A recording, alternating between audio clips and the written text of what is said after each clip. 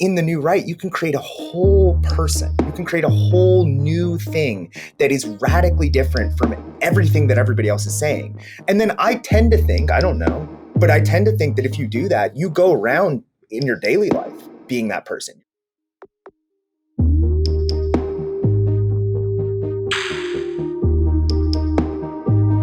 No, it's funny. I wanted to ask you about where you live because I saw you were responding to something on Twitter where someone was saying, like this generation is nihilist. They all want to move to a farm somewhere. It's funny. I agree with both. It's like, I agree there is a nihilistic streak in this generation that's quite alarming. And I want to talk about that. But the deciding to move to a farm and have a family or a somewhat more normal life, to me, is like one of the few bright spots in the generation that's not evidence of the nihilism. Oh, so that's what I was saying. I know, I agree. Yeah. Yeah. Okay. I thought, yeah, I didn't know if you caught that I was being sardonic there. Yeah.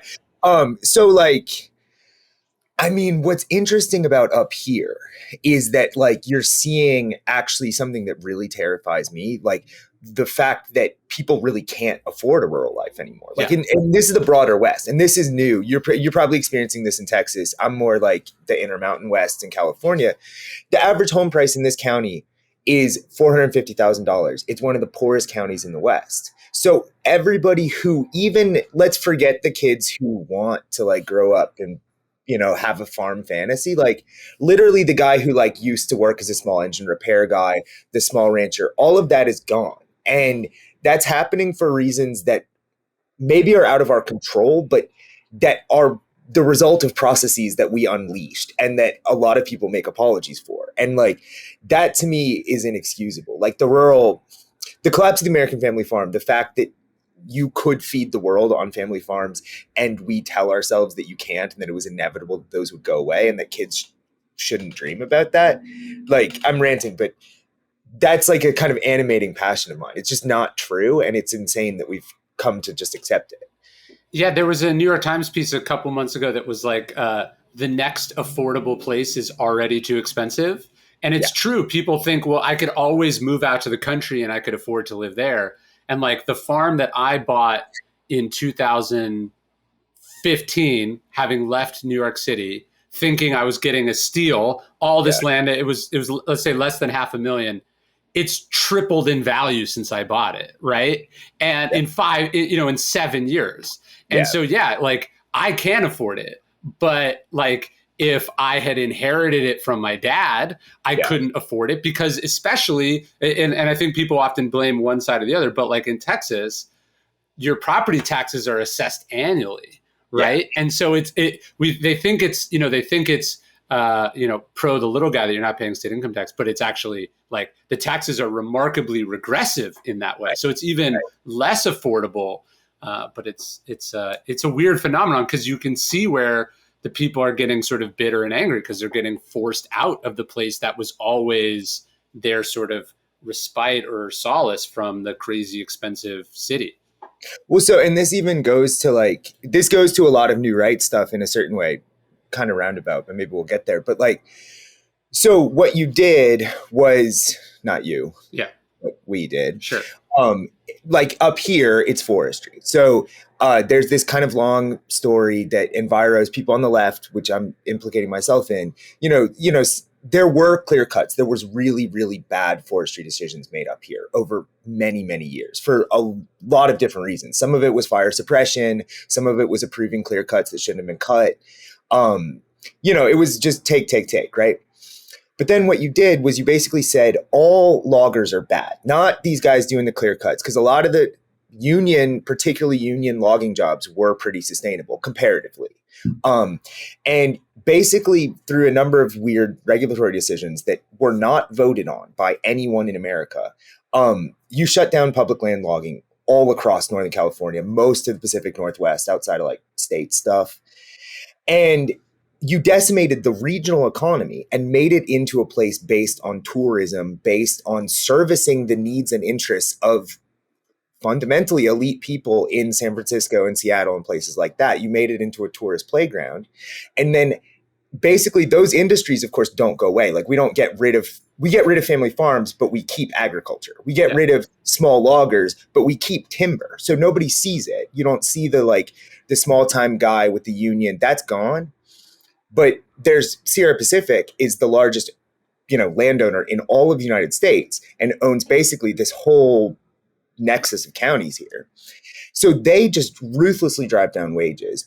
They cut privately on private land with very little government oversight. The economy collapses, and then the house prices soar because people can come in, buy them cheap compared to the Bay. Yes. And you basically make a subservient economy. You make two classes of people, the outsiders with money and the kind of locals who increasingly, and there's a lot of jokes and stuff and it sucks, but I was at the bar last night and they're like, half this county is tweakers. That's not true, but for lower income people, that's just where they end up. And so there's just huge homeless camps. It feels like a true dystopia. I know I'm talking a lot about this, but just being up here, you start to see the alienation that is feeding into our national politics in a way that I think is really, really a big deal. Well, it goes in both directions, right? I was walking my sons this morning and we go on this walk around the rural roads that we live on. And, it's like someone had dumped a sort of cooler just filled with dead animals, just gutted deer, and it's so there's a huge dumping problem, right? So I, as a person who has a vested interest in all this, I find it disgusting and repulsive and awful. And then someone who's living on the fringes, right? Living in horrible conditions out in the same, I have my farm and next to it is a trailer, right? You can see the stratification. And then it creates this sort of animosity between the people, right? And it's because only some of the people are vested in and feel an affinity for the place or the culture at this point. And then you're at awe. It's a spiral is what it becomes. Oh, yeah. I mean, so a good example of that is so many places have gone to Airbnbs here and to second homes, basically. Second homes actually drives it more than the Airbnbers in where I am. Yeah. And okay, so you get all these people coming up. Well, they can't get breakfast in this town because the kids, the young people who would staff the breakfast restaurant, they can't afford to live here. So they've had to move away or they're on drugs, right? Yeah. And, I was at the bar last night, and there was a guy, a property manager. His mom had died of an overdose. And he kind of, at 22 or something, got clean off of meth and coke and stuff because he was like, oh, wow, this is really real. So they found his mom's body in a swamp. And the police didn't investigate it because the police in the county where he is, there's hardly any of them anymore because the tax base has been destroyed. And so, I mean, I'm laughing, but it was just so typical and terrible in a certain way because that was what scared him into quote unquote getting straight. So then he goes and becomes a property manager for out of state investors. And he's throwing people out. That's his job now, is to evict people. And then those people are going to have the same issue. But of course, now he's set. He actually bought a house. Yeah, he's in between. He's transitioning towards between the two. And what's really interesting is he's fully conscious of that. He is fully conscious of you know what? I lucked out. I actually get to profit from this faraway capital. Most people don't. And it was interesting. It was like talking to somebody who was flirting with the enemy and knew it, and just to have that feeling in the United States of America is it's not new, but it's much more present and it's freaking me out. Back in the ancient world, philosophy wasn't abstract, it wasn't theoretical, it was designed to help you live the best life. In Stoicism 101, we have a 2-week course that will introduce you into philosophy that will make you a better person. There's interviews with me, daily lessons that will challenge you to be better, give you new ways of thinking, tackling the problems of life, becoming your best self. As Marcus Aurelius says, you could be good today, but instead you choose tomorrow. Epictetus says, how much longer are you going to wait to demand the best for yourself? Check out our new course, Stoicism 101 at dailystoic.com/101. It is weird. So one of the things, and we'll talk sort of new right now, I'm going to talk to you about a bunch of things, but one of the things that, I don't want to say it keeps me up at night, but I think about it often. How old are you? 35. All right. So we're the same age. So we both sort of came up on the internet, but kind of before social media, right? Like I remember like early blogs, early websites, all that stuff. Like I got a Facebook account when I was waiting. I got my Facebook account after I could show that my college email had been approved, right? Yeah. So I think about all the time that I spent on the internet from probably, I don't know, 5th grade to high school, and the world that I was immersed in. So that gets sucked into heavy metal. I get sucked into like sort of, but it was largely, there's a lot of humor, it was sort of the subculture of what the internet was then. And when I think about who I was then and where I ended up, I now think about if I was that kid today on today's internet, what culture would I get sucked into? And it makes me think, like, if you're rebellious, if you like pissing people off, you like the attention of it, etc., I could actually very much empathize with being sucked into a sort of an alt-right or new right world, if only because that's where the energy is. Yeah. I mean, I'm not going to name the group, but like I'm a part of a certain number of like private group chats on Twitter that are like, sometimes I just get like added to, and like there's one, I don't even want to say the topic because it is private, but there's one that has nothing to do with politics on the face of it. And I popped in and somebody added me. And it turned out to be basically kids. Like I thought there were people I knew from Twitter who I thought were older, and they started talking about it was this guy's birthday and he was young. And I was like, oh, okay, these are kids. And the first question somebody popped up and was like, hey, journalist, are you racist? Because that was them vetting. And like what they were doing was not, as far as I can tell, not saying, hey, we're all racist. But they were like, are you scared to be in a space where we will joke about us being racist? And that was really interesting to me because it was a test. Like, are you a square? Are you super square? Are you going to freak out that we asked you this? And like, I'm not going to say what I responded, but like, that's a vibe. Like, that's a vibe that goes beyond. I was talking to somebody else in New York, like not like these people. These are rural people who I was chatting with. And she was saying like she got canceled in college. And at first she was like freaking out. And then she was like, wow, it's so freeing. I'm racist. And she was like, again, not saying I'm actually racist, but once they've called you racist and once you've just not cared about that, then you get to be in these online spaces that feel very rebellious and very like, for lack of a better term, free, right? Yeah. And so it's dangerous water because like, well, it's elite in a different way, right? You're special and different and therefore better than the masses. I mean, base, right? Like people, and like, it makes me uncomfortable because people like now, like, I went through this long period of like great obscurity writing for print magazines, like doing my weird adventure stuff. I'm pretty broke and stuff like that. But then like the Vanity Fair piece hit and all these people were like, yeah, James Pogue, he's like really based. Like he's the most, like somebody was like, he's the most heterosexual journalist out there. Again, like you're you're like, okay, this makes me a little uncomfortable. Like I wasn't trying to be based. I was just trying to live my life, Yeah. It's not, I wasn't trying to be cool in this way, right?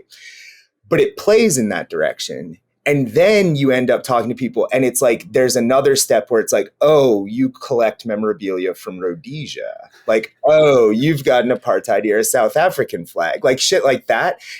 And stuff like that where you're like, oh, this tips really fast from like what feels to me generally like transgression for transgression's sake to, oh, I identify with reactionaries. I identify with the reactionary tradition. And then some people stay with that. Some people like the reactionary tradition to them is like, they're really into Prussian generals and, the French language and the Catholic Church and things like that.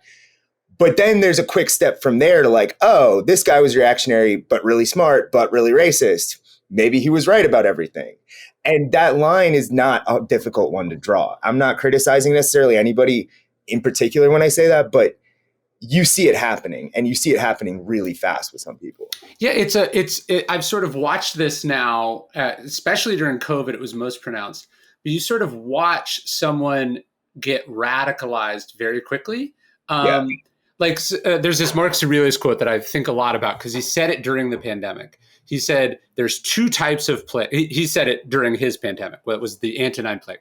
He said there's two types of plagues. There's the one that destroys your life. That would be the actual illness. And then one that infects your character.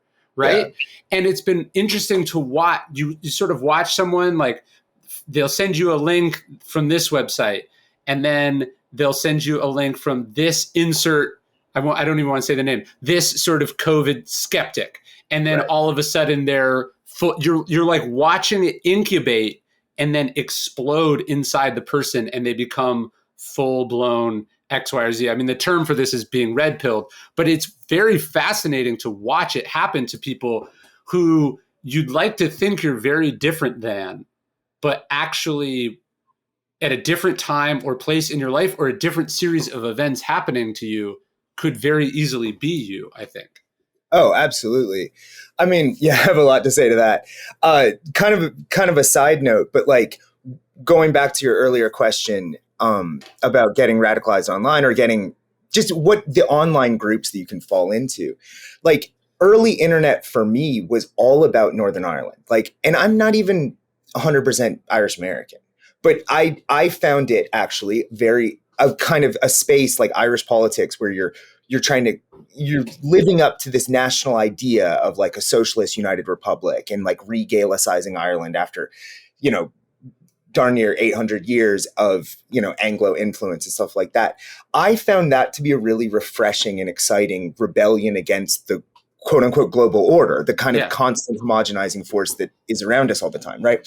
And I went deep. Like, I don't mean like I listened to songs. I mean, like I went to fundraisers for groups that were a part of keeping the armed struggle alive. Like I graduated from high school the year that the IRA decommissioned its weapons. And I like vociferously opposed that. Like, and I went to Northern Ireland and probably at 27, like I knew the codes, I knew the people, I knew the names, like of like deep stuff, all from having been online, not from any family connection, just from being quote unquote, I guess, radicalized online. And I was able to go to South Armagh and places like that and meet people who are involved in terrorism. I mean, terrorism, and gun running and things like that. And luckily, I'm a reporter. So for me, like, I have a vehicle to interact with stuff like that and describe the allure, describe the feeling of being pulled towards it, but also like, oh, I'm not actually going to help this guy like move this gun. Like luckily it's my job not to do that. So like there's a natural stop, but I still want to see that guy move that gun. Whether it's in Ireland or somewhere else, I want to see everything. Yeah. But that was the only thing probably that stopped me. If I wasn't a reporter, like I would have gotten involved in stuff that would have been really dark, like, and that still is really dark. And I say that just because the thing you talked about, like cancer of the soul or disease, plague of the soul. And you talked about principle and like the thing that I notice a lot in my reporting is that we have developed a politics and a way of interacting politically and through our media and stuff like this, where principle seems to not really apply that much anymore. So like if the other team is doing something, you can justify basically any action. You can justify shutting down their speech, whatever it is. Yeah. As long as you're the bad team, you don't have to act with principle. You have to act with principle towards your own team. Yeah. And I think in a deeper level in our politics, like we have all internalized that our politicians are not acting on the basis of principle. They're acting because of lobbying influence, because of political interest. And it's become, I think we are much more deeply corrupted than we really understand or like generally talk about in daily life. And that it's very natural for people to look for literally any system other than that might re-inject some kind of honesty and principle back in. Sure. I don't think that's strange. And I've felt that a lot myself. Yeah, no, I think almost all recruiting, propaganda, etc., works because there is some kernel of truth in it, right? You are triggering, you're not making something up from whole cloth for the most part. And so the fact that they're, the half truth obliterates the truth, right? And that's what makes it hard, particularly if you're young or you want something to be true because it's in your self-interest, or it would allow you to hate someone or be energized or get attention or whatever. It makes you extra susceptible. It does make you extra susceptible. And I tend to think like, okay, so, I mean, this is my own gloss and nobody has to buy it, but I tend to think that like what's happening right now is there is actually a kind of core of liberalism that is people looking for that. The people like looking to the kind of blue wave types, looking to Obama and Biden as these kind of saviors of the republic, these people who are really standing against the bulwark of chaos, and that therefore it justifies basically any political action. And I think that's why you have like such intense loyalty to the Democratic Party now amongst, kind of Daily Show watching, like boomer liberals. Like it's almost its own kind of like red pill fantasy, And I think that we're all probably casting about right now looking for that thing. And even liberals are kind of like, they're seeing it in what used to be the ideals of American liberalism, even though everybody kind of knows that that's been a little corrupted. And I don't have a great answer for what comes next. And so I think what's really scary right now is that you have a lot of people who are really, really looking at like Kennedy-esque liberalism, the thing that we have done and that kind of some people would say worked in the mid-century, as the only option. And anything else is like a kind of demon kind of lurking at the gates. And now that demon is kind of here. I think that fight is coming, and it's going to be really, really scary. It's been a weird experience for me because sort of like you, I get kind of invited to these groups, or people make assumptions about me, both directions that are not, based on anything real.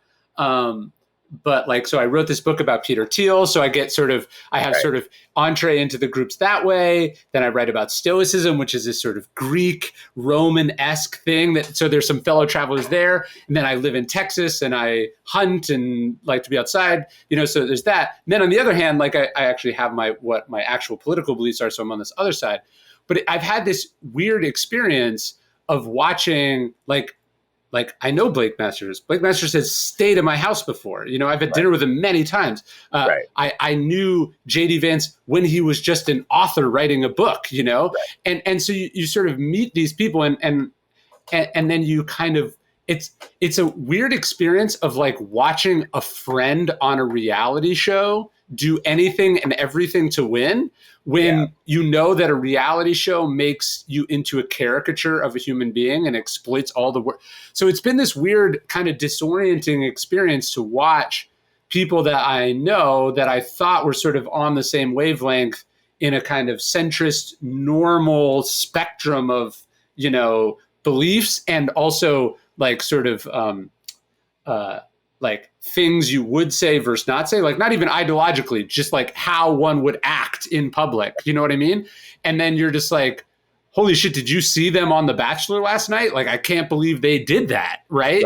And it must be strange for you. That's what I liked about your Vanity Fair piece is you sort of went, you just spent time with these people and you intellectually understand and give some credence to what they're talking about, or you can at least understand where they're going. And then at the same time, you're also like, what the fuck? Yeah. I mean, for me, the what the fuck moment, or like the kind of thing that brought me in and that allowed me to report this. I tried to describe this to Brian Stelter from CNN today, and I couldn't do it. So I'm going to try to do it now. He asked me why they trusted me. And the reason they trust me is because I share their critique of liberalism, which is not to say I share their prescriptions, but I share their critique of what's going wrong, right? And so, like, what was weird for me is I didn't know that there was a whole wing of the American right that, like, kind of saw, like, hey, America's government is not working. Hey, America is kind of like a, what do you call it when cell division happens? Like, we're going through an organic division that is very scary, that a lot of people kind of pretend is not happening. And also that these like narratives of like constant progress and technology making our lives better are not representative of how most people actually feel, right? And I felt very alone in that. I think a lot of people who are on the kind of left spectrum feel very alone, particularly when they critique tech, particularly when they critique kind of liberal narratives of progress, things like that. And when they critique kind of like what's going wrong with the soul of America, like that's a conversation people on the left have a lot of difficulty having. Right. And so I'm down with them for that, you know, and like in private, as I guess, you know, like JD and Blake are really, really articulate and interesting interlocutors. They are people who are worth talking to. They are very interesting. And yet then, especially with JD, you know, like, I don't think it's totally wrong. People critique him, you know, they say buffoon. They throw around buffoon all the time, that word to him. And he's up there and he's trying to troll people on Twitter and he's doing anything he can to get Trump. And it does feel like, man, this is so disappointing because whatever you are, even if you're, you know, the next Mussolini, danger to the Republic, everything that people claim, if you are that guy, get out there and be that guy and describe it. Yeah. Like instead of being like, I'm kind of MAGA-y, but in private, I have these really interesting ideas, you know? And that stuff drives me crazy because it's the same, going back to my bugbear about principle, it's unprincipled from another side because now you're just kind of like playing the MAGA thing and hiding that you actually have this whole intellectual ecosystem that I think people deserve to be exposed to. I think it is interesting and people deserve to understand it. And I think that's kind of why the piece worked is I just operated from that premise. I was like, I'm going to take this seriously and people deserve to hear it in its full extent as much as I can describe it. And then if you decide these people are the next Mussolini, we have to fight them tooth and nail, you can do that. If you decide, wow, that sounds really good, go ahead. I mean, I guess, whatever, do that. But just people deserve to hear it instead of having this come from left field and then all of a sudden us having a coup, you know? Yeah, there's a weirdness to it too, where it sounds smart in sound bites. And then when you actually give it a fuller platform, I thought you did this well with Curtis Yarvin. When you actually let it extend out, it's just like a really long blog post that doesn't go anywhere. Do you know what I mean? Like it's kind of a theory and it kind of makes sense. But there's also an element of like hollowness to it. I don't know if that makes sense. Like, so I think the idea of like suppressing it, not engaging with it is kind of a mistake because if it actually was to fight in a battle of ideas as opposed to shit posting on Twitter, I think it would not work very well. Well, maybe. I mean, Curtis is a tough one because Curtis is like, he's like a magician. He's like summoning forces and kind of imagining futures that like, I don't necessarily think he believes will happen. So like, I mean, I've said this many times, so sorry to repeat it, but like people should listen to Curtis. His latest episode on Good Old Boys, like it's not a joke. Like it's like a blueprint for like how we get an American dictator. And it's like a pretty detailed plan and description. But you listen to it and you're also like, well, this is like, you've plotted this all out. Like, this is not how, like you read one history book, like you just like the Japanese are like, okay, we're going to seize China and then we're going to get the oil in Indochina and blah, blah. And you're like, there's so many steps in that chain where something can go wrong. This is not going to work. And he talks about like, oh, well, we're going to peaceably retire all these bureaucrats. We're going to have marshals at the Fed and stuff. And you're like, any one of those things could erupt into a shooting war. Like any one of those things could erupt into mass civil chaos. Like, and when you hear Curtis tell it, it's very, I don't want to say seductive, but it's like, it all seems very step-by-step plausible. Oh, this is how Ron DeSantis can become an American dictator. There's a plan here. And then you're like, Curtis, you're such a good student of history. How do you not know that these things usually don't happen this way? And it's a kind of weird thing. But as far as their allure, like as a broad ecosystem, I would tend to think it is winning the war of ideas. Like Sub Rasa, I think the stuff that is coming from like these thinkers like James Burnham, Christopher Lasch, the critique against the kind of managerial elite society, I tend to think that it, at least in the internet that I'm seeing, that's winning converts day by day. You know, yeah, I listened to Patrick Deenan on Ezra Klein's podcast the other day, and it was interesting. Ezra decides like, I'm just going to intellectually engage with this person and like actually see what he thinks, not what he's mad about, but like what he thinks the solutions to the things he was mad about would be, like how it would work. Right. And it was, there's almost, it's almost like what these, magician is a great way to think about it, because there's an element of sleight of hand going where it's like they're sort of very eloquently describing a problem and then very vociferously explaining part of a solution. And then they get cut off. They know they're going to get cut off before they have to extrapolate it all the way out. So it doesn't have to be a complete thought or a workable solution anyway. And so Ezra is sort of every time giving him the runway to like actually like sketch this out. And it's just, he can't go there. Like he can't actually, it's like, he's like anticipating being cut off, like not actually having the platform. He sort of goes like, okay, let's say you have the president, the judiciary, and 60 senators. Like, what are you doing? And he's describing like effectively Bernie Sanders' platform, right? And you're just like, okay, so you actually, what you're really enjoying is the shit posting and the flame war element of it, the sort of straw man argument of it. But it's actually, I'm not sure how serious it is as an actual platform, which is what alarms me the most, because this is where I go back to the reality show thing. It's people saying and doing very serious things as if this is performing. Like they all, when I was in Peter Thiel's world, they really liked the world of professional wrestling. And I think they feel like what they are doing politically and culturally is a form of professional wrestling, but it's not. It's real. Yeah, right. So that's I don't even know how you say it, kayfabe? Yes, kayfabe. Mm-hmm. Yeah. So, that everybody talks about kayfabe, which is, for people who don't know, it's kind of like the performative fakery aspect of wrestling. Yeah. And, that's a big Peter Thiel concept. And I say that because I think, I joke, my girlfriend's a reporter too, and she went to Ukraine, and I was like, I really want to go to a war. And we always joke that like the info war right now in America is the real war. Mm-hmm.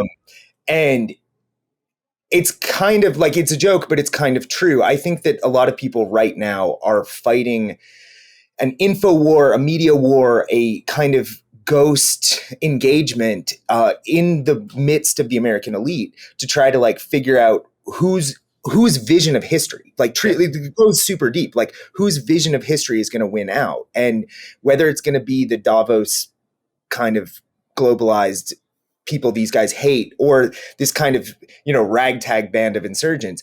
The trouble is that like with all of it, as you said, I don't know, the stuff that kind of gets me weirded out is that there is a plan. This is kind of the nature of it coming from the right that makes it a little tricky. Like there's a plan not necessarily to radically reshape America. There's a plan to get America back to something that it kind of once was. And the way that you kind of do that, oddly, like you said, is like, mass social programs and like attacking corporate power and things like that. But attacking corporate power in the name of getting back to a place before corporations like actually figured out how to seize power in this country. And so what you're kind of doing is you're trying to not make enemies of very, very powerful people, even at the same time as you need to take power from them. And that's the gap to me. So like Mark Andreessen, I know this is a long answer, but Mark Andreessen, was tweeting recently that, elite power in America resides, more so in media than it does with money. Yeah. And that is something that I find very, very scary, because if you actually wanted to reshape America in a way that was fairer, calmer, more, had more family, cultural, community value, you actually have to go after people with money. You have to take power from them. That is capitalism. This isn't a Marxist take, but capitalism and the constant churn that it engenders is what is wrecking the fabric of this country. And if you're going to let those people off the hook because they're convenient, because they like your philosophy, then you have a major gap between we're going to do this, we're going to get our 60 senators, and we're going to do this. These are our policies. And that's where I see the kind of disconnect that you're describing is like, you're going to have to go after those people and they don't really want to do it. Those are their friends, you know, and they want to take over the Republican Party. And those are the people who control it. Yeah, I mean, something you said in the piece that I thought was really interesting. You were talking about, and let me pull it up. Actually, you were talking about how these different. You're sort of describing the situation. You said professional advancement, stable romantic relationships, residential independence seem like the birthmark of young Americans, and now all of that is increasingly out of reach. What's also interesting to me is that the people who are most talking about these things at the forefront of this idea revolution, they have all those things, right? They have those things, and they got them, ironically, at the expense of the people that they're supposedly serving now. So I wonder, is the rage sincere, or is the rage not unlike the interest you see in an entrepreneur who identifies an underserved, undermobilized market and makes something for them? Right. Yeah. I mean, it's interesting. I said this to JD, we were kind of shit talking and we were off the record, so I won't say what he said back. But, I said this to him. I was like, okay, you guys hate the incentives of this elite. You hate the corrupting influence that it supposedly has, but you've responded to all of those incentives. And here, I drive a 20-year-old truck and I'm looking outside. I live in a trailer park at the moment, and I said, and you guys have all got these condos in DC. You all went to Yale. I got into Yale for grad school, didn't go. I traveled the country and lived out of a pickup truck and stuff, and I'm not trying to sound cool. Some of that was just my own weird choices, but there are people who are just refuse to accept the incentives of that elite or who play into it a little less than they do. And they have been elevated by those incentives, and they have been elevated to these places where they're responsive and to some degree, they owe their careers and lives to billionaires. And so you get to this point with them, I don't know. I get worked up about this because you get to a point where essentially, I think it's hard to look at this if you want to take their concept of the regime, right? This kind of elite aristocracy in America of educated people that, sure, I'm a part of on some level. They are a faction within that regime who is trying to engender a palace coup, right? So if you take their vision of what we have, a sort of decentralized Soviet party that you don't get a card, but you know who's in it. You can tell, you could go to a party, you ask what school they went to, and then you're like, oh, bam, you're in the regime, right? And essentially what we're seeing right now is an attempt to dislodge the regime from within, in the manner of many elite palace coups that have happened throughout history. And I'm enough of an Americanist. I'm enough of a kind of believer in the ideals of the founding and stuff like that. I know it sounds corny, but to me, that's a really dark way of looking at how American politics should work. And I understand that we've had a lot of those internal palace coups ourselves and we don't call them that. But to me, okay, fine. Maybe we've had those before. Maybe we've always been governed by an elite, but the goal is to get rid of that, not to engender it and cement it by doing it again. Yes, it's. I had an academic on a while ago who was an expert on the Catalan conspiracy, which is effectively a guy loses an election, he loses to Cicero, and tries to use the mob to overturn that election. He's as elite as they can be. He actually loses to a new man, right. But he somehow manages to make it seem like the new man is not only not democratic, it was the elites pushing him out, right? So There's this irony of the elites losing power with the other elites. And the threat in Rome was always that you could turn the masses who have been abused or mistreated, you could use them as a weapon against the other elites. But it was always it's a very dangerous thing to do, because it's a process that once you start, it's very difficult to stop. And I think when I look at the new right, what alarms me about it, why I try to use my platform to talk about some of this stuff, is like, once you bring out into the open certain tendencies, traits, ways of speaking, the open acceptance of certain repulsive ideas, it's very difficult to wind that down once you have achieved your ends.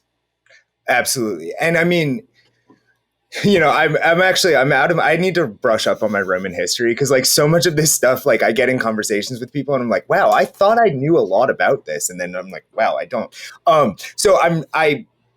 That's something, the Catalan conspiracy is something that comes up a ton in new right circles, just so you know, as you know, but just so everybody knows. But like thinking of the American Republic and like the founding of that, like we kind of have this, not all of us now, but we kind of have this rosy notion of like how that revolution worked. And there was like, okay, all of a sudden there was these policy differences and then there was a war. But it was a social revolution, a revolution of like, you talk about, I wrote a piece about this recently, but cancel culture and like tarring and feathering and social ostracization and really, really brutal thought policing. Like that's sure. To me, like that's the characteristic thing of the American Revolution, is you had a change in patterns of thinking, and then the people who didn't come along were extorted or economically or coerced with violence to come along and change their way of thinking. And what we are living through right now is the exposure of a way of thinking that is enough of an alternate paradigm and enough of a challenge to the system that I think you could see suddenly a rapid shift and coercive methods coming in once you get a body of people in there. And so because to think about the American Revolution, like at a time when media moved so slowly, you had wholesale changes in how regions thought about themselves and their political future in the space of months. And so like with the new right, or whatever you want to call it, like, you went from Tucker Carlson not using the word regime at all on his television channel, and then all of a sudden he's using it, Ingram's using it, and then Tucker is like quoting people from the Fed post, like literally like showing tweets as banners from like really obscure podcasts now to tens of millions of people. And that is happening so fast that I don't even think people are like aware of how quickly it could produce a wholesale sea change in the right. No, Andrew Roberts wrote this interesting biography recently of King George. And so it was fascinating to watch a British person write about the American Revolution from the perspective of this king. I found the book to be really interesting. And anyways, one of the sections, he talks about the Declaration of Independence, which the Declaration of Independence itself is a fantastic document. I vaguely understood that there's a sort of a list of causes underneath the Declaration of Independence, but we don't really spend any time talking about them, right? And he sort of goes through them one by one. I think there's like 38 of them or something. But he's like, all but 2 of them are demonstrably untrue. Like not like remotely true, just like complete fabrications. And so that, again, it's always interesting. I'm a big believer in America. I support the ideals, even though we weren't close to getting them. But it is an interesting reframing of the American experience, which is that, yes, the colonies should have been able to break through, but it'd be like finding out that Gandhi gets British independence by just making up a series of lies about the injustices of colonialism, and then forces through the means that you just said, bullying, tarring and feathering, repeating the untruth over and over and over again, to the degree that it gets widely accepted, and then the cause seems moral and just, but it is in fact based on a fundamentally untrue premise. Yeah, I mean, like, and I think this is where, I mean, this is how politics works in a way that, like, again, until I started studying the American Revolution, I didn't really know this. Like, I think it may be one of the first. Actually, no, sorry. The rebellions against the Stuarts were kind of the first example that I can think of in the Anglo-American world of this, where you have, though, like, people to go actually to talk about the rebellions against the Stuarts, because a lot of people in this kind of sphere want to restore the Stuart kings. Like, you had Puritans who basically made demons out of the aristocracy and out of, King Charles. And they didn't have any real basis for any of this. I mean, Charles was a kind of bumbling, inept person, not the person to be leading England at that time. But you created a structure and a narrative that said basically he was a heretic and evil and all this stuff. And anyone who dissented from that, once you were an opponent of him, you embodied the ideology completely, right? And you Stamp Act here, you embodied that ideology completely. And if you were like, well, maybe like, I'm not sure, like maybe we should just follow this, you were cast out, not just of your own little business or whatever, out of society. And that happened so quick. And it happened because the elite was kind of unable to manage the chaos of the time. And so you had an alternate vision that didn't really need to be accurate. It didn't really need to describe perfectly what was going on. It didn't really need to have a perfect political vision, as they did not when they deposed Charles. You just needed an alternate answer that then you could figure out. That's enough to get to the revolution. And I tend to think we're probably pretty close to that, like in a way that we don't always see, because like the first step is just that the elites can't manage the chaos. Then the answers don't have to be that good. They don't have to even be accurate, as you just said. You just have to undermine the foundations enough that things get shaky. Yeah. And and that people, sorry to cut you off, but the number one thing, like, and you can call it anything you want. You can call it, Adam Curtis in his movies calls it hypernormalization. You can call it explaining water to a fish. But once people start opening their eyes to the ideological constructs that shape their society and saying, hey, maybe that ideological construct isn't that good. Hey, like maybe we don't like the king as much as we always said we did. Like, then all of a sudden stuff starts to go really crazy really quickly. And so like that happened in the Soviet Union, where people, they didn't have a good answer for what was going to come, but they knew the system itself was kind of fake. And then you can have revolutions in ways that you don't even really necessarily anticipate, like in the Soviet Union. Yeah, that is really interesting. It's sort of like how science, the paradigm begins to fray, and revolutions aren't this overwhelming transformative thing. What happens is the paradigm begins to fray, and then one starts to look for a new paradigm that retroactively explains everything better than, not better, but more conclusively or more seductively, good or bad, than the old paradigm did, and then the new paradigm is absorbed. What's fascinating to me is because I was in the teal world. This would have been like 2016, 2017, as I was writing my book Conspiracy, which I think it ends up being a word that explains a lot of what's happening. This sort of element of a conspiracy. There's this, the Nietzsche quote, like "Beware those who fight monsters." Right. I thought it was so interesting that Peter and this group of people spend all this time complaining about fighting against what they thought Gawker represented, which is this sort of intellectual nihilism, tearing things down, attacking indiscriminately, being captured by an algorithm or like a page view sort of virus thing. To watch that wave wash over this world in its own, like they have actually become their own social media version of that thing. Would you disagree with that categorization? Maybe. I mean, like I say it almost like to critique the main run of our society and the left that I come from. I come from a very, very left-wing tradition in my family and stuff like that.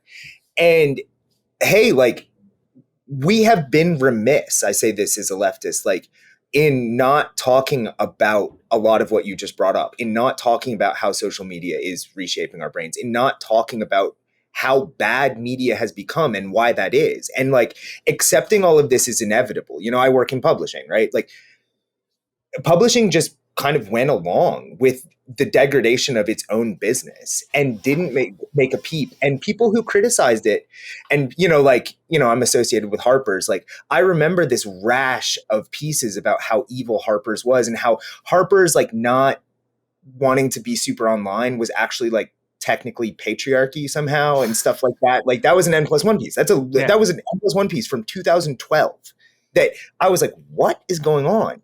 And there was something about the left, and is something about the left, that finds it very uncomfortable and quote unquote reactionary to criticize a lot of these forces. And so like, I don't disagree with you. I don't disagree with you that like they have to some degree recreated that space, but like they're also like producing these long, they're like I Am 1776 just came out with like a literary journal, like a perfect bound literary journal. And like Compact is like producing these long, thoughtful pieces. Maybe you hate Compact, but like they're doing something that the broader media ecosystem is not. They're trying to do deep ideological and political engagement. And I don't know. I see what I think is interesting is like when I watched a generation of people that I knew that were sort of left-ish get utterly captured and consumed by the ethos and the incentives of, say, Twitter, right? Yeah. All the journalists we know are captured by the way Twitter thinks.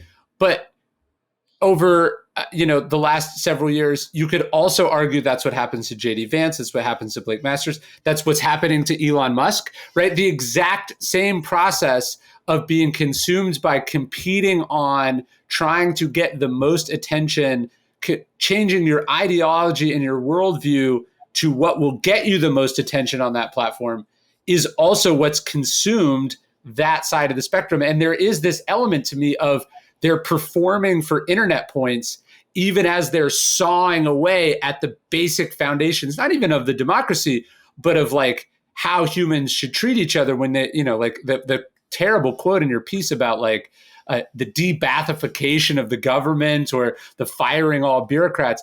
I mean, you are floating now out into the public sphere, like a kind of like cleansing, like so it's weird to watch the people that were supposedly so concerned about the effects of that thing. That's why I like the Nietzsche quote, ironically become the epitome of that thing.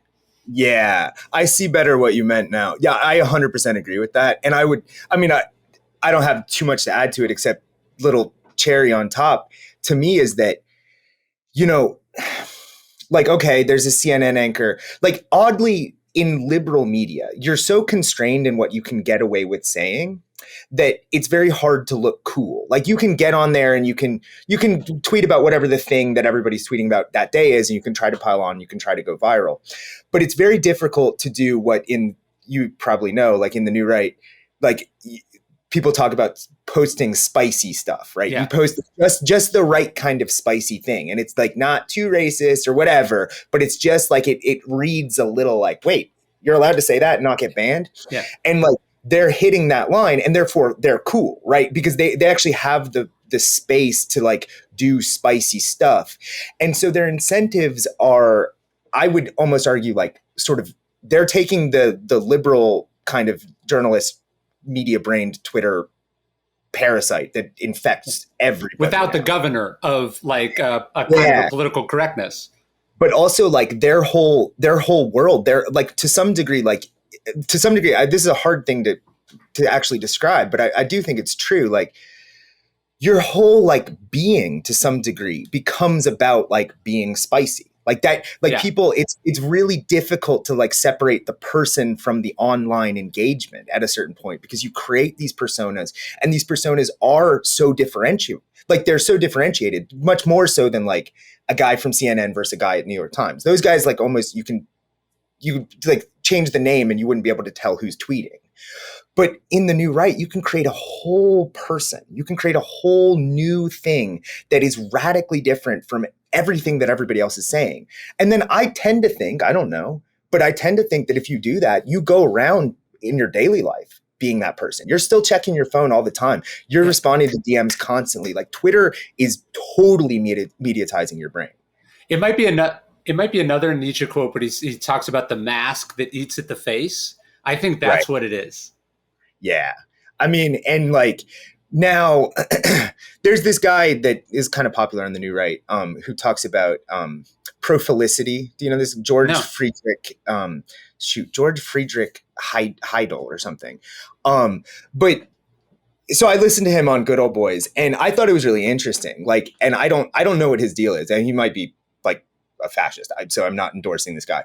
But he has this concept of prophilicity that he describes, where everyone now essentially has lost their internal character to some degree because they have this public presentation that they're always maintaining through all of these different forms. Like, and you know, this isn't totally new. We've all had CVs, but it's really different to have a CV and then a LinkedIn that just somebody like meets you at a gas station and they're like, oh, it's that guy.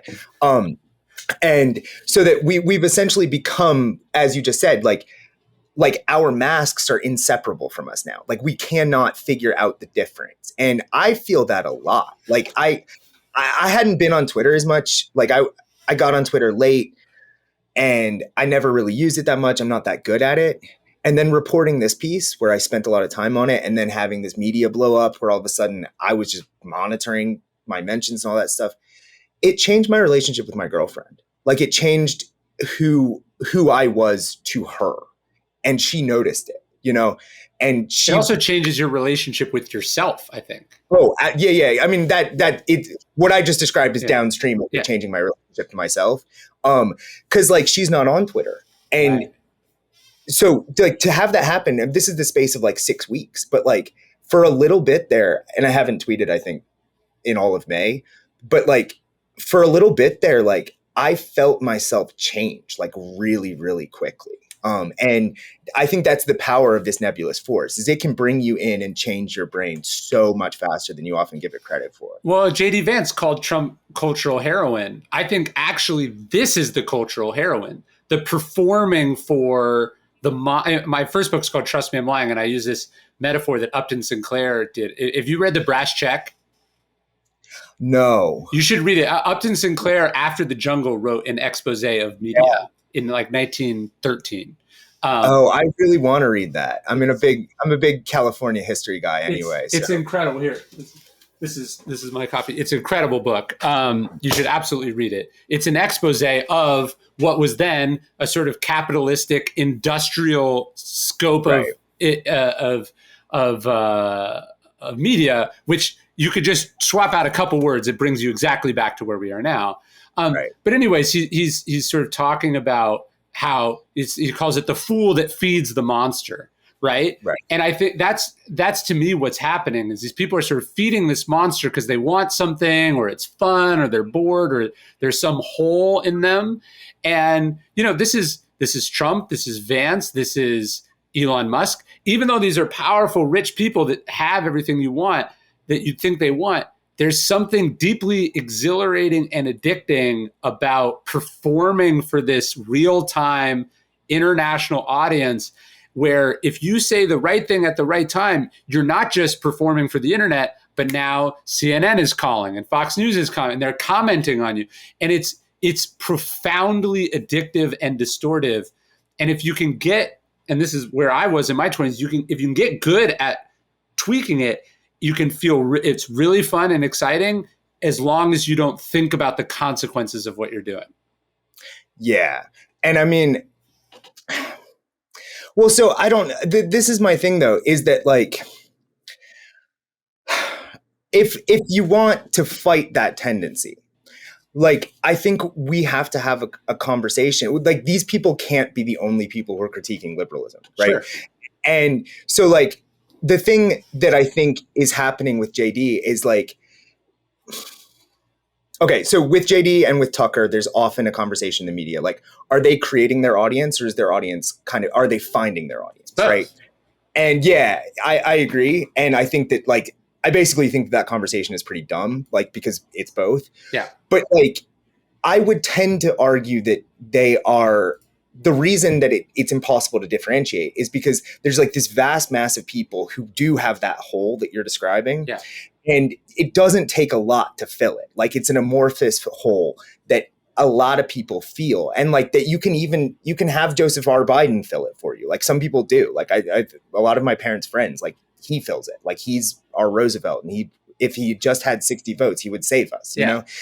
And like, in a certain sense, like, The Daily Show is creating its audience as well, like, by doing that. It's formulating an enemy. And it, like, the thing that I get like really kind of worried about with JD and stuff is that like, okay, fine. If you want to fill that hole, like you really need to describe it. Like I would love, like, I'll reveal this. Like Tucker texted me after the piece came out and he congratulated me and thanked me for writing it, and he thought it was good.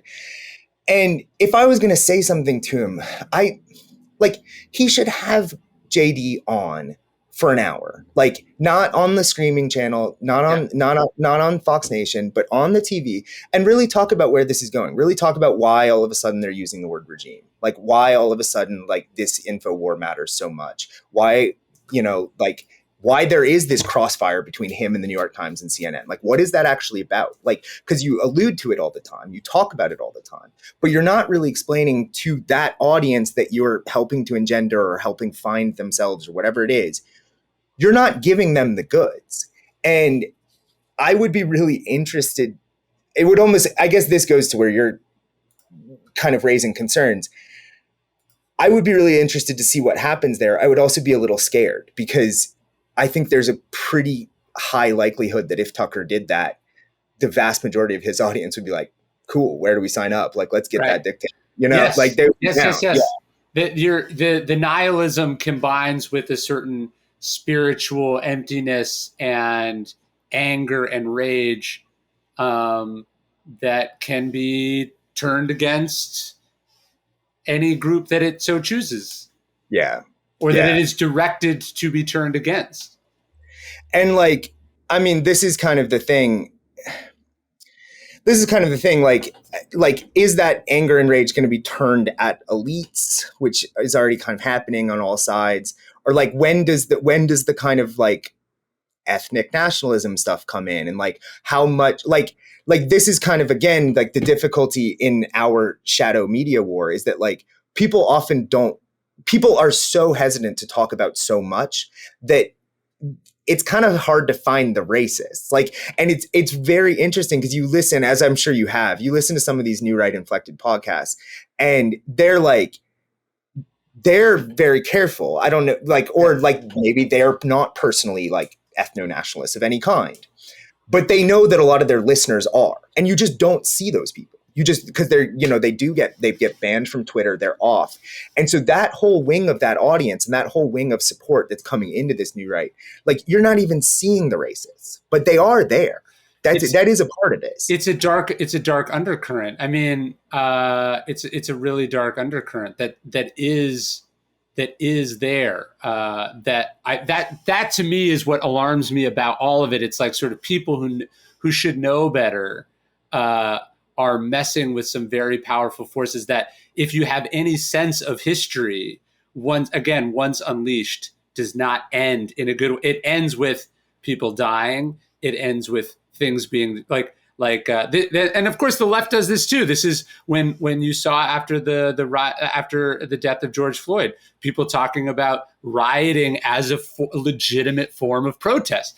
The whole purpose of the structure we've developed, even if you disagree with it, even if you'd rather it be more socialist, less so, whatever. The whole purpose of government is to get us out of the state of nature where we kill each other over shit. Do you know what I mean? That's the whole fucking point. And then you see people fucking with it to get internet points or to get elected to an office that they probably don't even want, or to get extra ratings that they don't really need. You realize that there's either some nihilism in it or some ignorance in it, or it's something like they are motivated by some profound grievance personally, that in the way that a Cataline was, that trumps all of the other stuff. And really, they just want to stick it to a certain type of people or person. Yeah. I mean, or to even go deeper than that, which I agree with, but like, I think a lot of people on the right actually nowadays don't really buy that kind of Hobbesian vision of what government's supposed to do. I think, like a lot of people, and I'm not going to speak necessarily for JD or Blake, but certainly some of the more online people think, the state is to promote virtue. The state is to promote like good men and and good families and things like that, that like liberalism, there was a critique by Matthew Crawford, the guy who wrote Shop Class. Yeah, I've had him on the podcast. Okay. So he just published a piece in Unheard that was a critique of liberalism in the direction of saying basically that what we now understand as liberalism is basically like a death prevention device. Like basically like, so we like adopt like COVID protocols, gun regulations, whatever it is. It's all about ensuring like this kind of like bare and kind of like sad vision of human safety instead of like, well, I don't want to speak for Crawford, but like instead of like what a lot of people are saying, like, which is that like take gun rights, for example, right? Like this guy, Indian Bronson, who I've mentioned before on podcasts, and then he's messaged me and talked about stuff. So I'll mention him again. But I heard him describing the Second Amendment, and he was like, I'm opposed to the Second Amendment on the basis that it's a liberal amendment. The individual use of a gun is not what I want. I want like militias. I want a society where every guy, this is a quote. I mean, it's terrifying. I want a society where every guy can do 10 pull-ups and every guy can shoot, like with peep sights at 100 yards or whatever. And like, he's talking about stuff that is not the government, the vision of government that we grew up with. And whether that's good or bad, like they are talking about something that is way far beyond. And I say this, like going back to your point, like, I don't think a lot of these people care about unleashing the dogs of war and stuff. Because they think that actually like men need violence in their life. Like, people talk about this a lot, like men like to fight, women like fighters, and we've basically excised that kind of thing, that kind of conversation, even that kind of discourse from polite America. That's just like basically gone. And they're talking about bringing stuff back that goes to like the core kind of animalistic almost impulses of humanity. And I'm sympathetic to a lot of that. I'm a big nature guy. I do jujitsu. I have guns. I'm not, I share their critique of liberalism as a kind of managerial, safe, somewhat like degraded life in a certain way. But I also like going back to the Ireland thing, like I get tempered because I've seen, I saw Lavoy Finicum die. I didn't see him personally die, but I was with him very soon before the FBI shot him at the Malheur National Wildlife Refuge in Oregon. I've seen so many families in Northern Ireland where like these guys, very virtuous on some level. Is that the guy that got shot in the Bundy thing? Yeah. The guy who ironically made his entire living adopting kids and then being paid by the state to take care of them? Yeah, I mean, it was, in fairness, it wasn't his entire living, but but yeah, I mean, I've been to that house actually. Yeah. So I've seen his wife and daughters like living with the wreckage of what happened there. And like Northern Ireland is the one that really sticks with me because like you had people who were like very in their own mode of doing things. A lot of them were very virtuous. Like a lot of them were people who upheld a tradition that goes back hundreds of years of resistance and all this stuff and if not talking and all this stuff. But you get to 40 and they're broken and like the community is so messed up and like none of that stuff like really suffuses their lives. And I don't know. I mean, I get so wishy-washy about this stuff because like... I mean, I think about that a lot. I'm in the middle of writing a series on the cardinal virtues. So I think about this the same way. Just the irony that the state can teach virtue as if the whole point isn't virtue is something you develop internally strikes me as preposterous.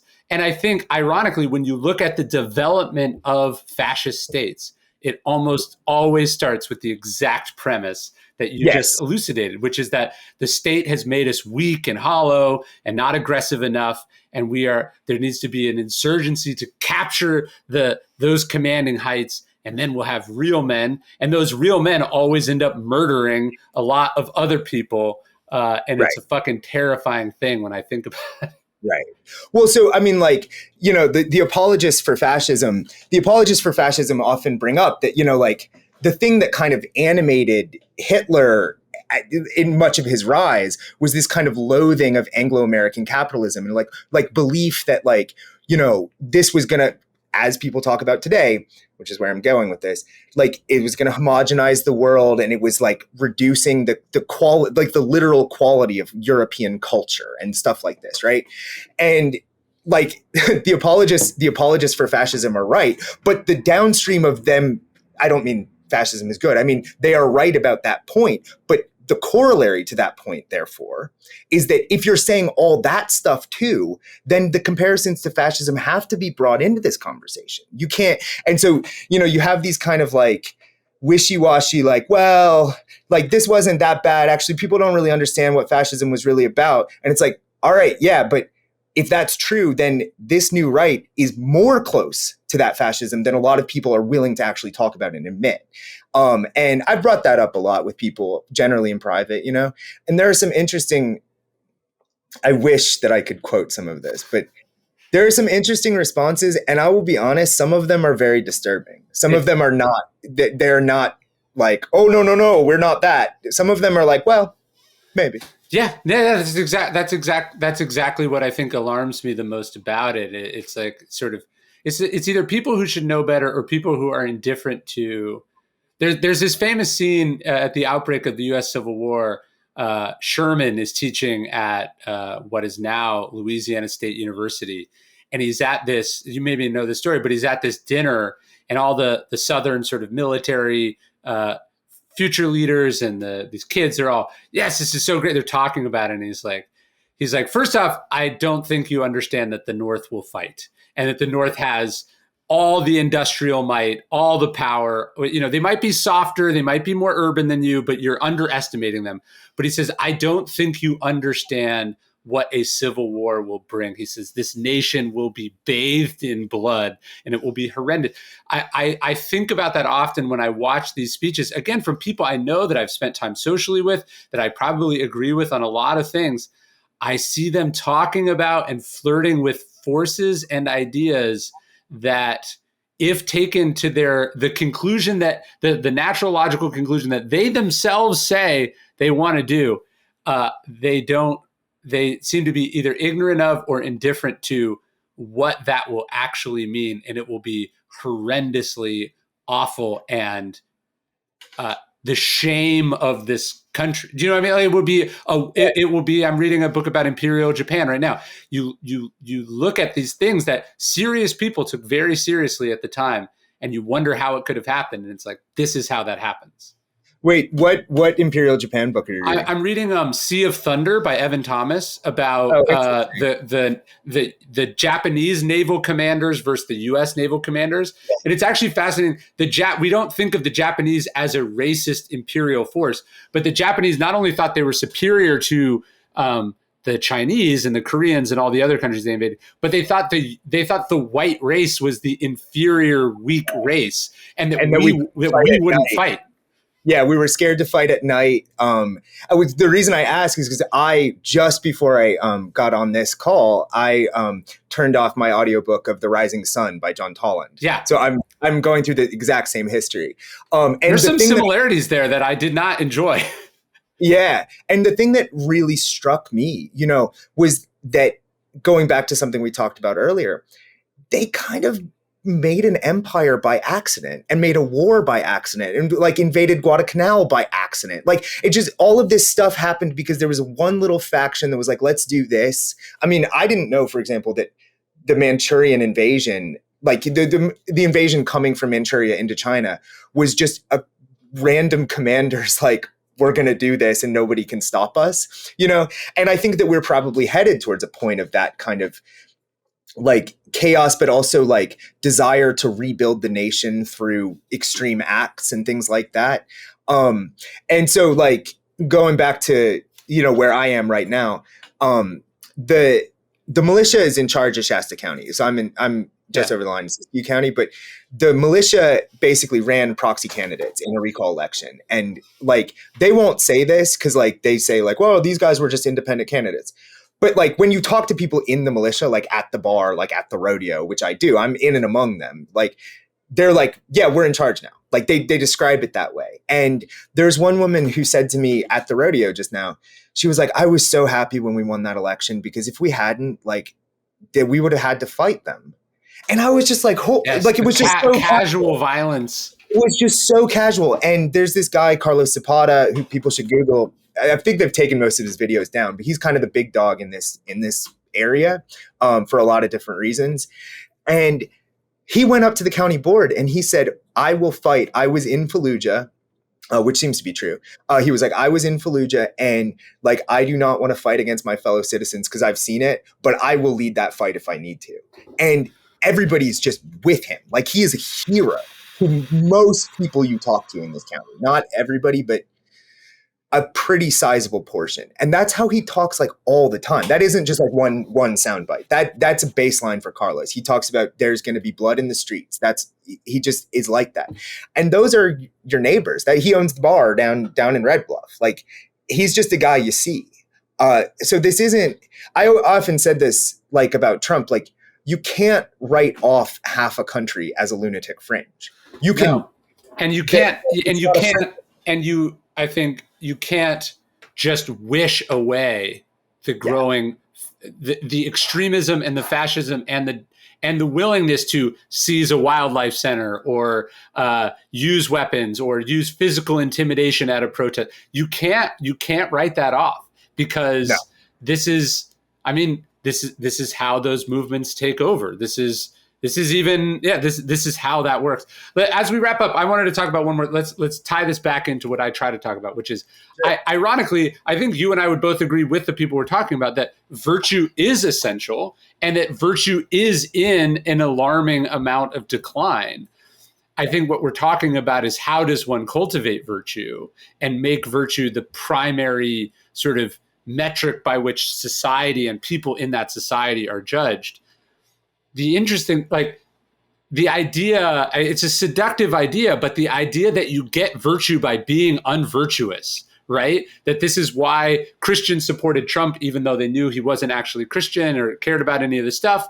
This is why that has never worked well. I would defy someone to find an example of it working well. And I think what's so strange about it is the people they are most angry at or against, the so-called elites, are in many ways, putting aside their implicit guilt in things like outsourcing and income inequality, et cetera. Like, everyone I know is married. Everyone I know has kids. Everyone I know, like, actually adheres to many of those things that we describe as part of the virtuous life. What they don't do is valorize them in how they talk and act, but sort of ironically live quiet lives of virtue. Do you know what I mean? That's the weird part about it. Yeah, I think that's true. I think the bigger question is like, and this is kind of, actually, I think that points to a criticism that I have of the left, which is like, if you have people who are living virtuous lives and are able to, according to the dictates of the culture and the society that we live in, like, they're acting out what seems like a good life, and yet society is not getting better. Yet our collective is getting worse.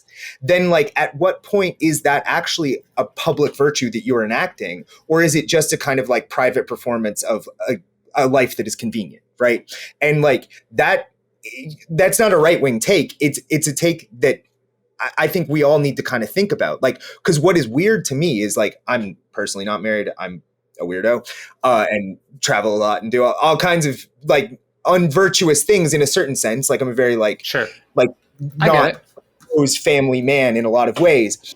But like, the thing that often stymies me about looking around at my married friends and the people who donate to the right candidates and do all that stuff is like, they're caught in a trap of like, I'm pushing the button, but nothing's happening. Right. Like, why is this not getting better? We're doing all this stuff. Everybody around me is doing all this stuff. And yet the chaos at the fringes just gets closer. And again, I'm talking about all this stuff without a good answer to it. No, that's a haunting image that I think we should think about. And maybe it comes down to a fundamental distinction of what virtue is. And maybe it's ironic that a lot of these guys are suddenly converting to Catholicism, which we didn't get into, but I find to be interesting as someone who grew up Catholic and is not Catholic, is I think the Stoics, the ancients, would define virtue as a private pursuit. That was what virtue is. And it was about self-discipline. And we seem to be they seem to have this regressive, perverted notion of virtue in the populace, which is something that is enforced upon you or you are made to follow, that's somehow superior. And it is a fundamental misreading of what America is, right? America is not a theocracy. The idea was you had a governmental state that depended on virtue, but there was no forcing mechanism of that virtue. It was a voluntary thing. And they seem to be despairing that they don't have not the votes, they don't have the guns to make people be the way they want them to be, which is their religious vision. Right. I mean, and we didn't really go into this either, but like, this is a very diverse movement, and like very much like the post-liberals, like Patrick Deneen and those guys, like seem to be doing exactly what you're describing. On the kind of younger cultural end of it, like, I think the virtue question is really interesting because a lot of people have decided, hey, virtue is in withdrawing from this society, right? Like a good life is in just like withdrawing from political participation, like withdrawing even to the degree that you don't use your real name on Twitter, which people don't think about, but it is a withdrawal. Sure, it's a withdrawal from the publicity. It's a withdrawal from all of that. And you're finding essentially like an avenue to achieve something that feels like a good and ordered life by looking in the past. And frankly, I don't find anything wrong with that. I'm the last person to accuse someone of converting to a religion of being a LARPer. I actually don't think the people I know who are doing that are not LARPers. They believe in it and they're looking for something. The question is, if you're coming from a more progressive background, like, okay, why are these answers not as seductive as Catholicism? Why are these answers not pulling people towards public life instead of away from it, right? And I wish I had a better one. I thought Bernie was a good answer, and yeah, we see how that turned out. No, I think ultimately this is where, to me, philosophy is a solution to that, right? Philosophy, what they would call the good life, in the idea of sort of having this discussion of what is a good life, what is a good person, that is the purpose of education in school. It's not to force you to do a certain way, but to ask these questions. And it does feel like we stopped doing it. And I do find, when it is certainly my conversion to philosophy and a lot of the people I hear from, they're like, just nobody else is talking about this anywhere else. And I think because no one else is talking about it, it makes people very ripe to be recruited in the way that people get sucked into gangs in the inner city, because it's the only game in town. You buy into it. Yeah. I mean, and like the truth is, like, I'm way more likely to follow somebody who's right wing these days on Twitter, just because it's generally more interesting. Yes. Like, it's generally like there's just stuff going on that's just more interesting to follow. And so I notice, like, I'm like, follow that person back. Yeah, no. Like, you notice that it tends to be them, because I'm like, oh, this guy is having a conversation about whether the sexual revolution was interesting and good. Like, what is he saying? I didn't know that we were allowed to talk about this. And then you get, via that networking effect, you're in that headspace. And I was like, I need to not be in Twitter because I want for myself instead of having a network. Maybe like 5 years ago, I spoke at this conference in San Diego, and Jordan Peterson was not yet Jordan Peterson, but he was speaking there, and we had lunch afterwards in this sort of private room after. And he was just vibing with an energy that I had not gotten from anyone in a long time. Putting aside what he says, what he thinks, all I was struck by was the energy, right? Like he was buzzing at a level. And so I think it's not just that the people you're talking about are talking about interesting things. There is an intensity and a fervor to it that doesn't exist on the other side. And so it just feels like that's where stuff's happening, even if, as we said, there's a certain emptiness or contradiction or horror as a subtext, but it's a more compelling show. Yeah. And I mean, I think about this a lot because, like, it wasn't that long ago. Like, it feels like eons ago, but it wasn't that long ago that people were looking at DSA and kind of thinking the same thing. They were looking at Bernie. They were looking at the rise of the new socialists. And I think a lot about House, etc. Yeah, I think a lot about why that didn't end up having legs, and like why people on that side of things are so demoralized when, like, Bernie wasn't that far away from the presidency of the United States. He was probably farther than he looked, but it wasn't wholly implausible to get within our lifetime, like someone like that into a position of worldwide power. And it just dissipated so fast. And I don't know, is that because the answers turned out not to fit the problems? I think it's because they're not actually that sincere about it. Like they actually just, you know what I mean? And I wonder if that's what will happen to the new right movement, which is that it's more a means to an end, identifying a market or a grift that once, I'm not saying the fervor's not sincere in a lot of them, but I wonder if it dissipates as one is rewarded or touches power. You know, all of a sudden you're like making a lot of money having your podcast or whatever, you soften a bit. Yeah. I tend to think, though, if you want to think of it as a palace coup, like, you know, you're accruing, the more you stress the system, the closer you are getting to accruing greater power. So the incentives are actually to keep stressing the system and actually keep engaging in the same politics that you're engaging in before. Like then you get corrupted after you actually get the power. I think we might be at a point where like you don't just like feed somebody a Senate seat and put them over there and say you're done. Like I think now like the wave is cresting, or not cresting, the wave is building. And if you look at these kind of oligarchical collapses, like generally the anti-oligarchy like keeps pushing the envelope until they get the power. So I think that fervor will remain, I guess. That's what alarmed me, and why I like your stuff, and why I think you're doing an important service by talking about it, is that these forces, once unleashed, are very hard to stop, and we need to understand them and talk about them openly. Yeah, I agree.